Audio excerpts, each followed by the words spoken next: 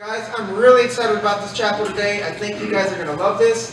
The 10th grade has worked on this play for 2 weeks now, and they've worked really hard on it. And hey, we're doing it for you guys, all right? So if you could, just give the 10th grade a hand.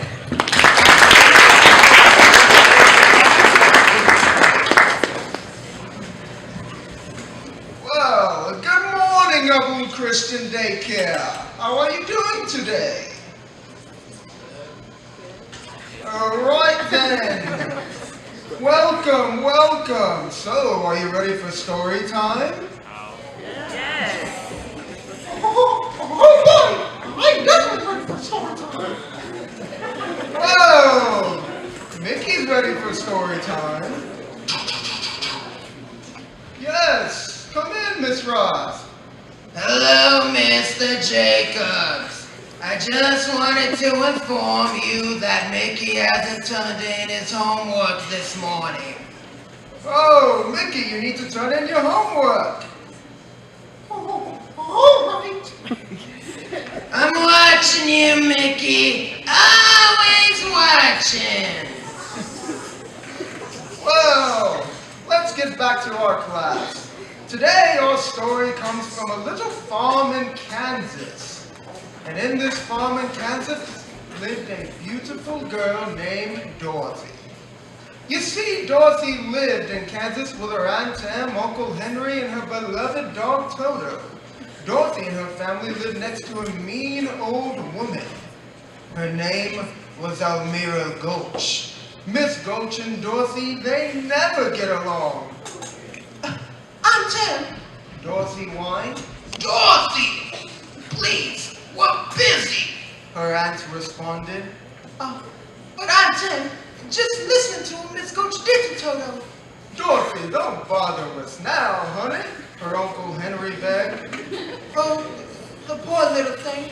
Oh, but Auntie Em, Miss Coach hit Toto right over the head with the back of the rake, just because she said he gets in the garden and chases a nasty old cat every day.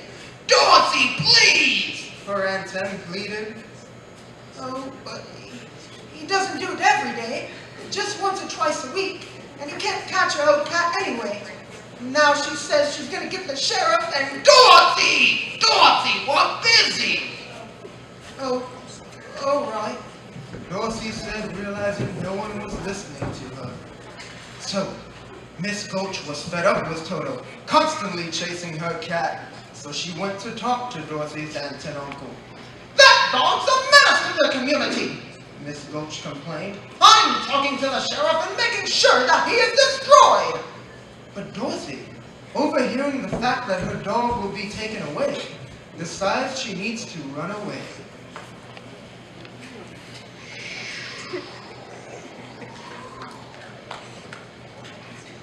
Dorothy got pretty far away where she needed to stop to rest. But whenever she stopped, she noticed this strange man with a crystal ball. He was the professor, and noticing that Dorothy had ran away, he asked her, "Why are you running away?" Dorothy responded sadly, Well, Auntie Em was going to let them kill Toto yesterday, biting Miss Gulch, and I should just go with you and see all the crowned heads of Europe. But the professor responded, "Well, I'd never do anything without consulting my crystal ball first." "That's right. Here. Now, let's look into the crystal ball. Ah, what's this I see? A house with a picket fence, and a barn with a weather vane and a crowning rooster." That's our farm! Dorothy responded excitedly. "And there's this woman," Professor Marvel went on.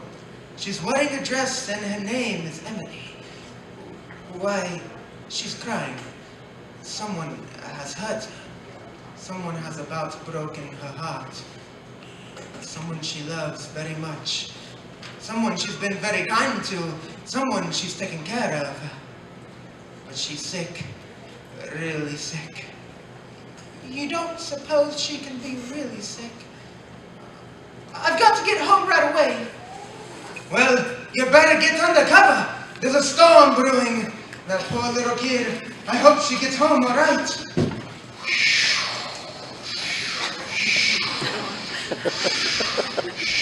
On the way home to get to RTM, she was stopped by a storm. Dorothy tries to get into the storm cellar, but it is locked.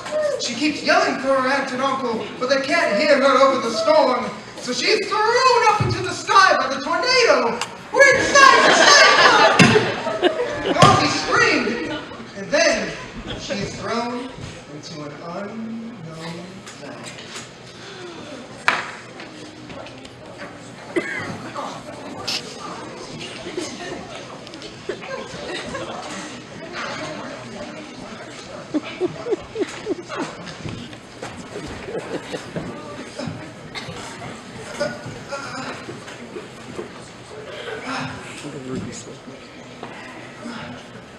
Toto, I have a feeling we aren't in Kansas anymore.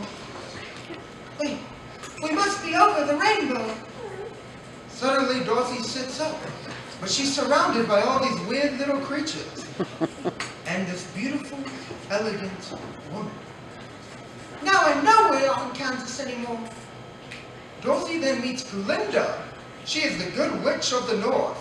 Dorothy is then shown the wicked witch of the east, who was crushed under the house when she landed. Then, Dorothy gets to meet the Munchkins. Glinda, the good witch, told Dorothy, "These Munchkins are happy because you have freed them from the wicked witch of the east." Dorothy is told how mean the wicked witch was to the Munchkins, but then she meets the witch's sister, the wicked witch of the west. The wicked witch of the west was extremely angry at Dorothy for stopping her sister. No, it was an accident, I promise. Dorothy told the witch, I didn't mean it. Didn't mean it, huh? Well, my pretty, I can cause accidents too. And this is how I do it. Glinda reminds the witch of the ruby red slippers her sister wore. Those slippers can make her the most powerful witch in all of Oz. But Glinda had put the shoes on Dorothy so that the wicked witch can't have her. So the witch got even angrier. The witch wanted to stop Dorothy so that she can steal the slippers from her. Rubbish! Glinda said, You have no power here. Be gone before somebody drops a house on you as well. the wicked witch leaves, but without saying some final words. I'll get you. And you, my pretty, and your little dog too. Glinda tells Dorothy that it is safer for her if she leave Oz.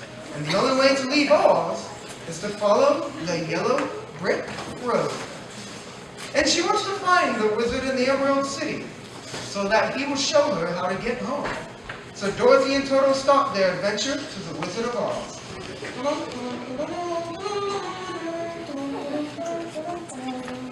But before long, the two find a fork in the road, and they don't know which one to take. That's a nice way. The Scarecrow says. It is pleasant that way too. And of course, some people go both ways. Are you doing that on purpose? Or can you not make up your mind? Dorothy asked. Well, that's the trouble. You see, I can't make up my mind because I haven't got a brain, only straw. Well, Dorothy felt bad for that poor Scarecrow, that he didn't have a brain. Because without a brain, he can't show any sort of wisdom. So Dorothy decided that the Scarecrow would join her and Toto on their trip to visit the wizard. They believed that the wizard would tell Dorothy how to get home, and he would give the Scarecrow a brain. Now, a little while more down the yellow brick road, the trio meets someone else. Dorothy discovered a man made out of tin, but the tin man was rusted shut. So Dorothy helped him get an oil can and cleans the rust out from his mouth and arms.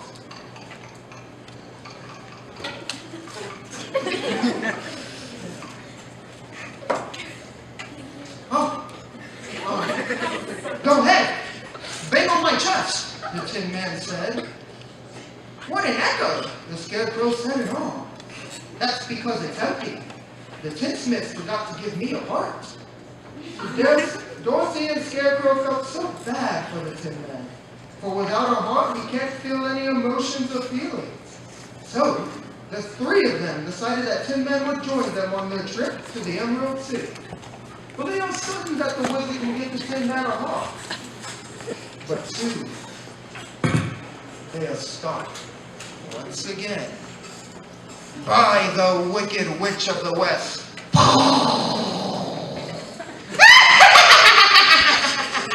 Helping the little lady along, aren't you, gentlemen? Well, stay away from her, or I'll stuff a mattress with you and make a beehive out of you. And as for you, Dorothy, I wish you luck with the Wizard of Oz and a happy journey back to Kansas. So the group decided that no matter what, they were determined to go see the wizard in the Emerald City.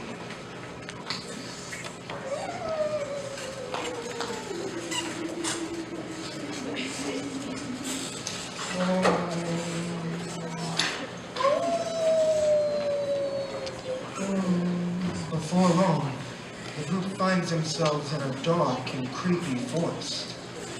There were said to be lions, tigers, and bears lurking in the forest. And suddenly, there is a growl coming from a dark spot in the woods.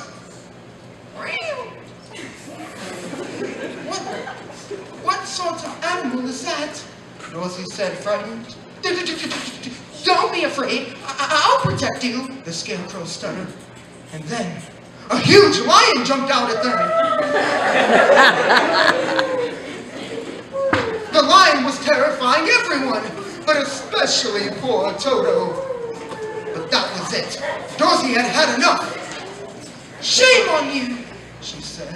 It's bad enough picking on a straw man, but when you go around picking on poor little dogs, when you go around picking on things weaker than you are, why, you're nothing but a big coward. You're right, the lion said shamefully. I am a coward. I haven't had any courage at all. I've been scared myself. Look at the circles under my eyes. I haven't slept in weeks, and counting sheep doesn't do any good. I'm afraid of him. Dorothy decides to forgive the cowardly lion, and they all agree that he will join them and see if the wizard can give him courage. But, unbeknownst to them, the Wicked Witch has been following them the whole journey.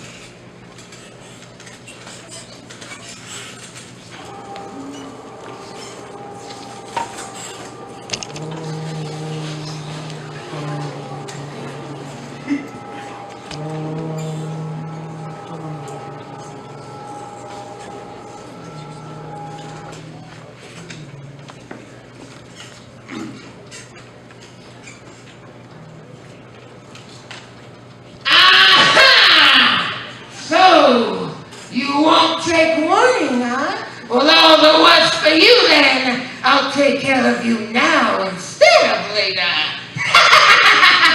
When I gain those ruby slippers, my power will be the greatest in Oz.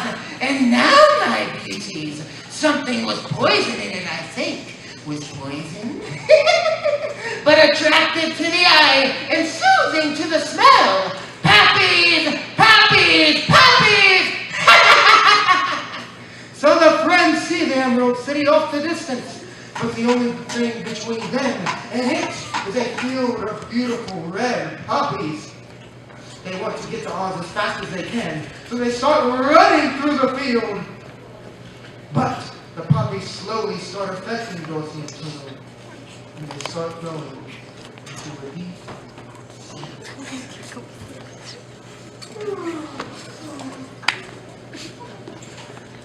Scarecrow, Lion, and Tin Man realize what is happening to Dorothy, and they try to carry her through the field, but it is of no use.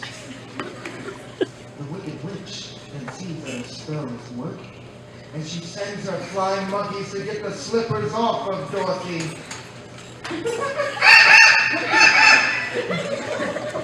Bring me my wishing cap. I'll call the winged monkeys to fetch me those slippers. Hurry, hurry! It worked very smoothly. But at the last minute, it starts to snow.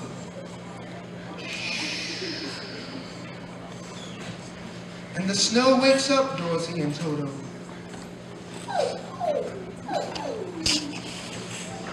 The Wicked Witch, seeing that her plan has failed, is furious with whoever tried to stop her. Curse it! Curse it! Somebody always helps that girl! But shoes or no shoes, I'm still great enough to conquer her! And woe to those who try to stop me!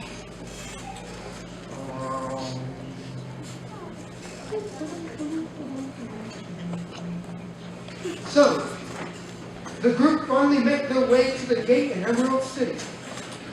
And there, they are met with the face of the wizard's guard.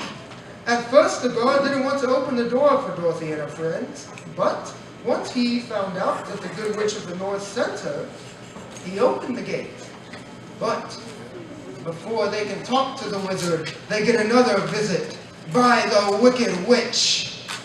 They then try to talk to the wizard, but the witch is causing so much chaos and refuses to see her.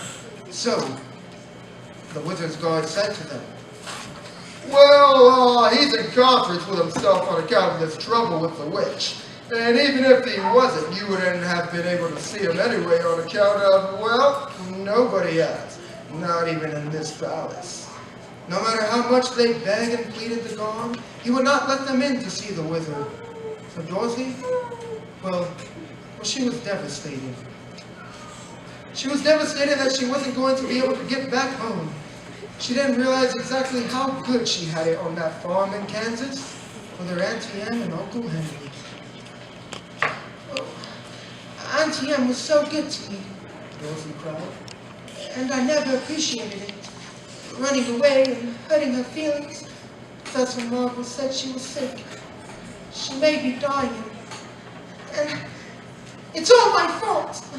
Oh, I'll never forgive myself. Never, never.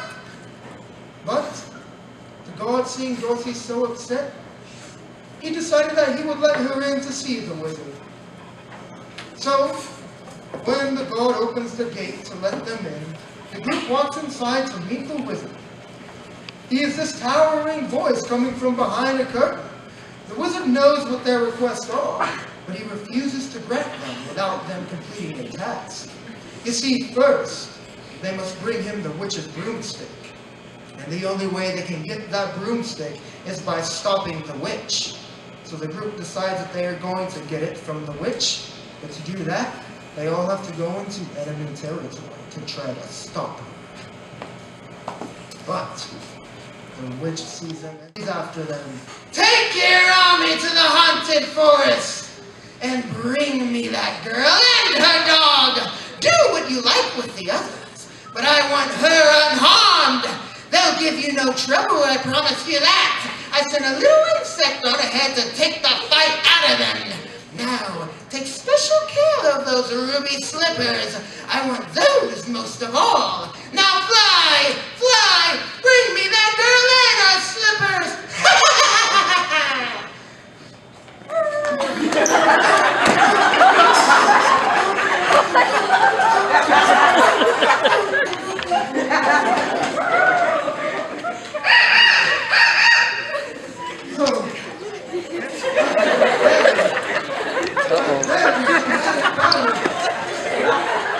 The monkeys fly away with Toto and Dorothy. So, the monkeys take them back to the witch's hideout. What a nice little dog. And you, my dear, what an unexpected pleasure. It's so kind of you to visit me in my loneliness. But the witch chooses that she will spare both of them if Dorothy will give the witch the ruby red slippers. However, once the slippers are on, they don't come off. Not without the wearer of them being gone. So the witch then decides on stopping Dorothy so she can get her shoes. But then, Toto escapes the monkey's grasp.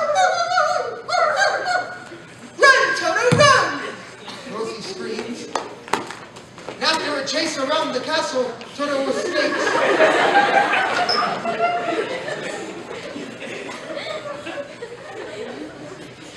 So Toto finds Scarecrow, Lion, and Tin Man. He got away! Rosie said hopefully. Oh, which is more than you will. Drop you and your dog. You've been more trouble to me than you're worth, in one way or another. Do you see that? That's how much longer you've got to be here. And it isn't. I can't wait forever to get those shoes. While the witch is tormenting Dorothy with her upcoming demise, Toto finds Scarecrow, Lion, and Tin Man. And they all devise a plan to help Dorothy escape the Wicked Witch.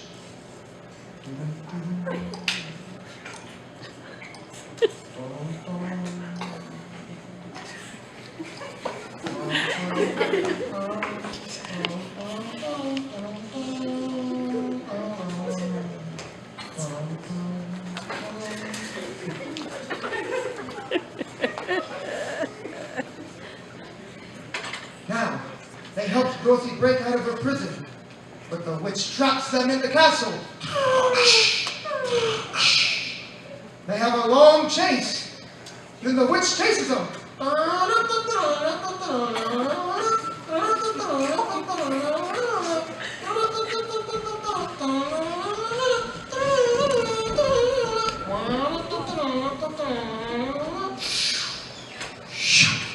Then the witch throws fire on Scarecrow, but then Dorothy splashes Scarecrow with water, and somehow the water gets on the witch. Oh! She starts to melt. Look what you've done! I'm melting! I'm melting! Oh, what a world! Who would have thought a little girl like you could destroy my wickedness? Hooray! Hooray! Now, thanks to Dorothy, the Wicked Witch of the West is gone, so she can no longer hurt anyone in Oz. But, still wanting to complete their mission, the group grabs her broomstick and they start the trek back to the Emerald City. We're off to see the wizard, the wonderful Wizard of Oz. We're off to see the wizard, the wonderful wizard. Whenever they get back to the Emerald City, the wizard is still not wanting to meet his end of the bargain. But, with help from Toto, the great and powerful Wizard of Oz is exposed!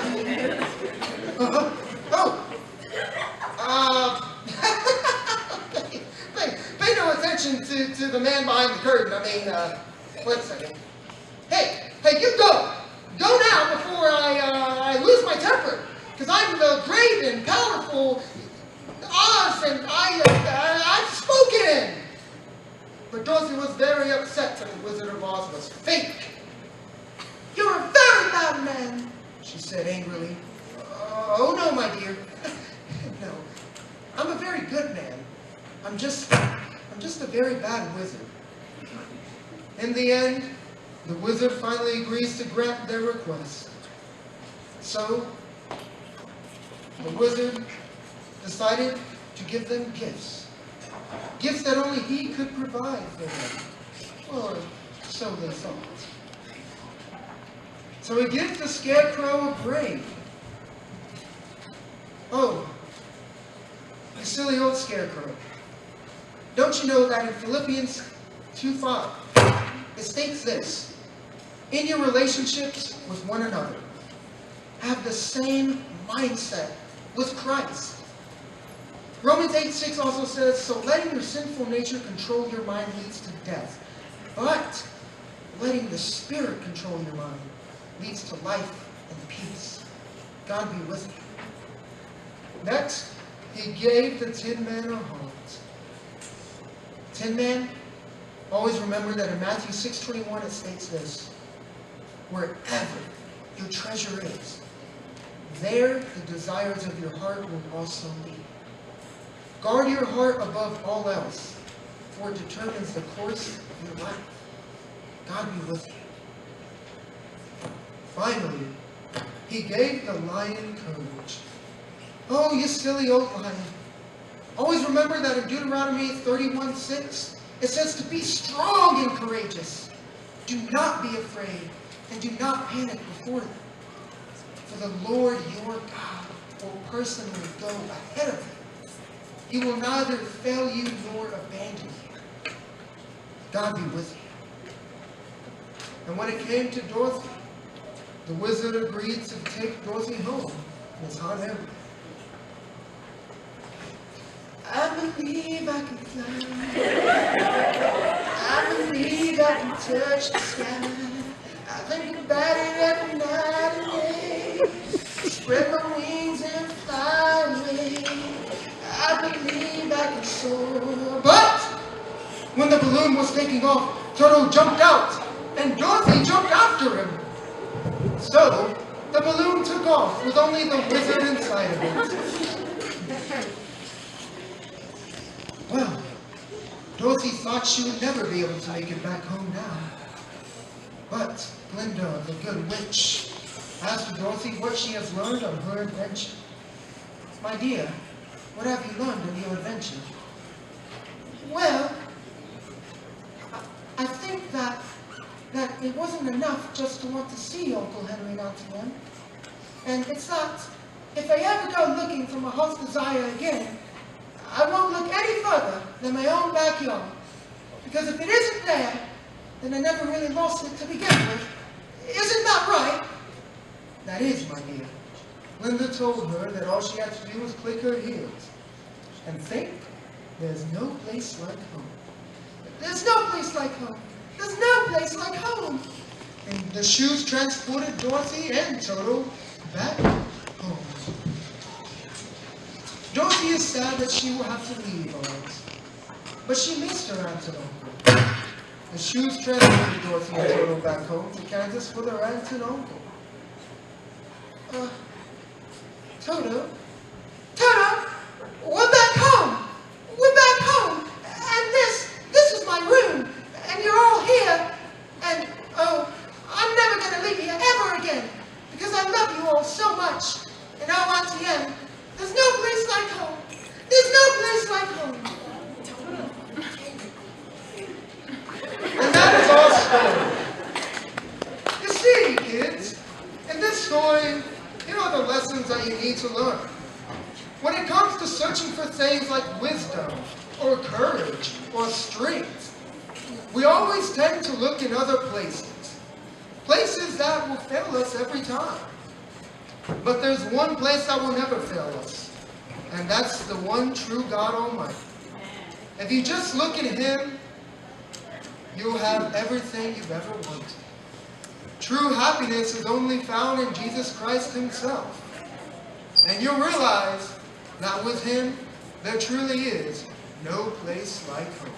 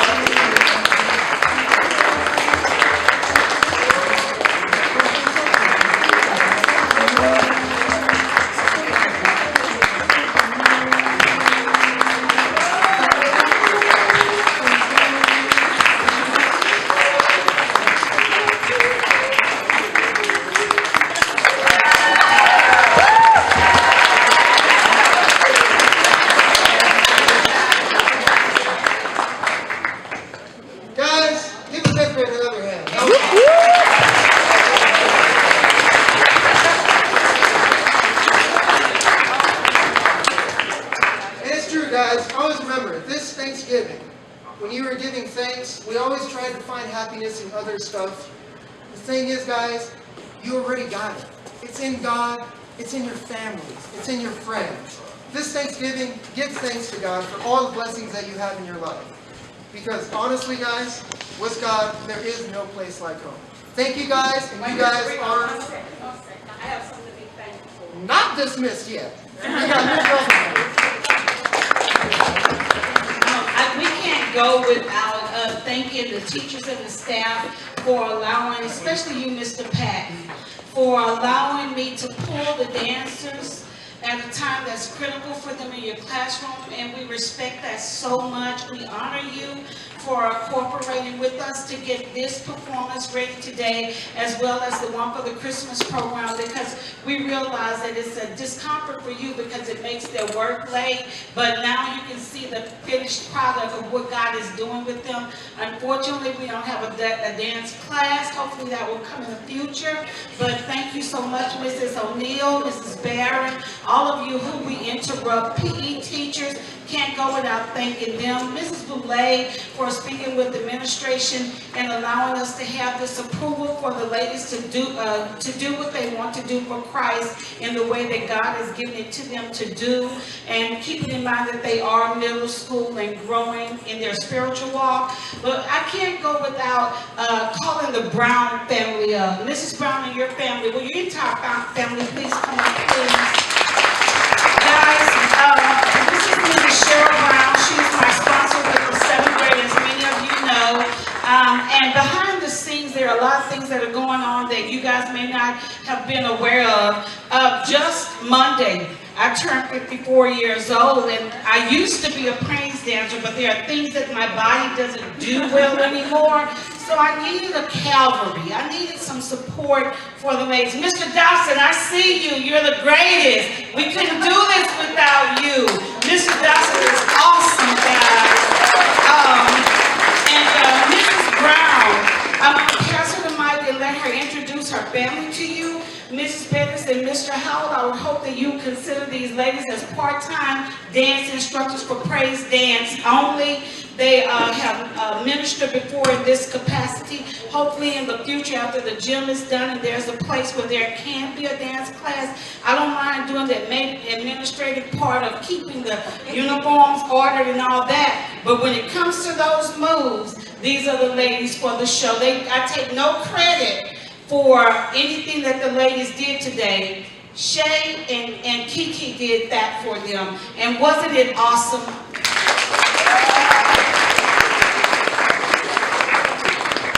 Good morning. I have with me today 3 of my 4 children. This is my daughter Vicentria, and my daughter Jerica, and my son AJ. And I just thank God for the gifts. The gifts, I take no credit. All praise goes to God for in gifting us, each one of us. God has placed something special in each one of you. And my prayer for each one of you, as well as for my children, is that God would stir up the gift that is in each of you. I want to thank the production team, stirring up the gift.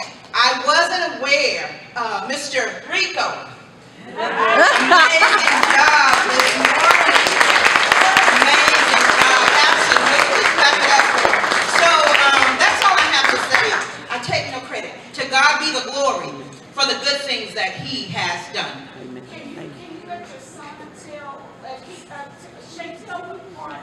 did to audit the music for the man? Guys, they totally worked at home, volunteering to do things that I'm not aware of. So my son is a musician. My son is on staff at the Fallbrook Church. And just recently, he was awarded by this national organization as being one of the top 100 millennials in the state of Texas.